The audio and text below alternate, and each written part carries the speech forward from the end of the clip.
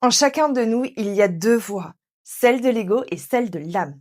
L'ego, c'est la partie de toi qui veut exister, être vu, être reconnu. Il cherche la validation, la comparaison, la supériorité ou parfois même juste la survie. L'ego dit « j'ai raison ». Il veut contrôler, comprendre et tout expliquer. Il se nourrit de la peur, du manque et du regard des autres. Il te pousse à prouver, à performer et à te justifier. L'âme, elle, ne prouve rien. Elle est. Elle ne cherche pas à avoir raison. Elle cherche à être en paix.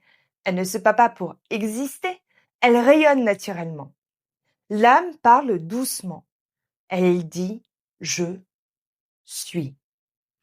Là où l'ego veut contrôler la vie, l'âme fait confiance au mouvement. Là où l'ego dit c'est à moi, l'âme dit tout est expérience. Mais l'ego est nécessaire. C'est celui qui t'aide à construire ton identité, à poser des limites et à t'ancrer dans la matière. Mais quand il prend toute la place, il t'éloigne de ton essence. Il te fait croire que tu mérites ta valeur. Alors que l'âme, elle sait que c'est inné. Comment les reconnaître? Quand tu agis sous tension, peur ou besoin de prouver, c'est ton ego.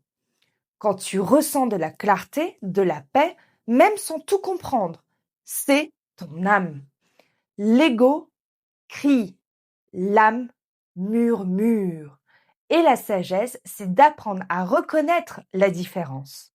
Parce qu'à chaque instant, tu peux choisir de réagir depuis ton ego ou de répondre depuis ton âme. L'un se bat pour avoir raison, l'autre avance pour être vrai. Et plus tu es contre ton âme, et plus le monde extérieur perd son pouvoir sur toi.